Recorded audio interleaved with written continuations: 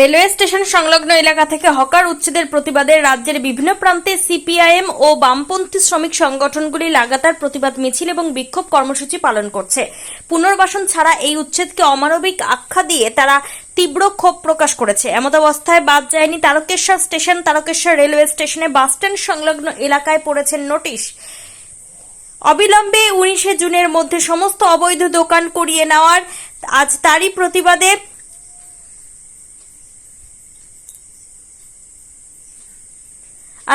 প্রতিবাদে রাস্তায় সিপিএম এর শ্রমিক সংগঠন এদিন সন্ধ্যায় চলা তাদের মিছিল থেকে তীব্র প্রতিবাদ জানান তারা। বুলডোজার চালিয়ে মানুষের রুটি রুজি কেড়ে নেওয়া হচ্ছে কেন? ডবল ইঞ্জিন সরকার জবাব দাও।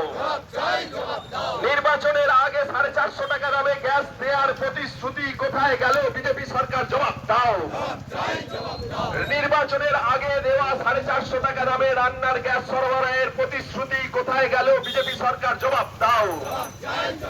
এই রান্নার গ্যাসের দাম বাড়ছে কেন? ডবল ইঞ্জিন সরকার জবাব দাও। রান্নার গ্যাসের দাম বাড়ছে কেন? ডবল ইঞ্জিন সরকার জবাব দাও। আপনারা দেখছেন গোটা পশ্চিম বাংলা জুড়ে যেইভাবে রেল হকারদের উচ্ছেদ করছে এবং তার সাথে রাজ্য সরকারও লেগে পড়েছে। উচ্ছেদ হচ্ছে, আমরা সিআইটির পক্ষ থেকে গোটা পশ্চিম বাংলা ব্যাপী আমরা রাস্তায় নেমেছি। আমরা বলছি গরিব মানুষ, তাদের পুনর্বাসন দিতে হবে। পুনর্বাসন না দিয়ে কোনো হকার উচ্ছেদ করা যাবে না। এবং এর সাথে সাথে বস্তিতে যে অসংখ্য গরিব মানুষ থাকে, সেই বস্তিবাসীদের উচ্ছেদ করার চক্রান্ত শুরু হয়েছে। আমরা বলছি, আমরা সিআইটি, আমরা বস্তিবাসীদের পাশে আছি, আমরা হকারদের পাশে আছি। আমরা লড়ে যাব হকারদের পুনর্বাসনের দাবিতে। এই দাবিতেই আজকে গোটা পশ্চিম বাংলায় লড়াই হচ্ছে।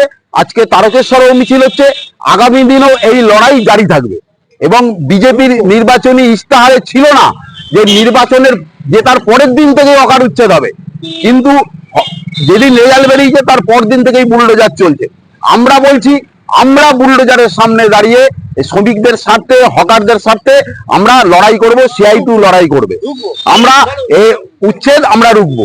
সামনে 18 তারিখে তো লাস্ট ডেট দিয়ে দিয়েছে। আমরা হকারদের বন্ধুদের অনুরোধ করছি, কেউ খুলবেন না। আমরা রাস্তায় থেকে আমরা আধা সামরিক বাহিনী, রাজ্য পুলিশ এদের সামনে দাঁড়িয়ে থেকেই সিআইটির নেতৃত্ব লড়াই করবে। আমরা আইনগত লড়াইও করতে চাইছি। ইতিমধ্যেই আপনারা জেনেছেন যে আমরা হাইকোর্টে মামলা করেছি এবং কিছু কিছু জায়গায় সেই হকার উচ্ছেদ আটকেছে এবং আগামী 17 তারিখ কোর্টে আবার হিয়ারিং আছে। আমরা যেরকম কোর্টে লড়বো, আমরা সেরকম রাস্তায় লড়বো। আমি সুভাষ পাল, সিআইটি তারকেশ্বর সমন্বয় কমিটির সম্পাদক। এই মিছিল শুরু হয়েছে সিআইটির সমন্বয় কমিটির অফিস থেকে। গোটা তারকেশ্বর পরিক্রমা করে এই মিছিল শেষ হবে সিআইটির সমন্বয় কমিটির অফিস।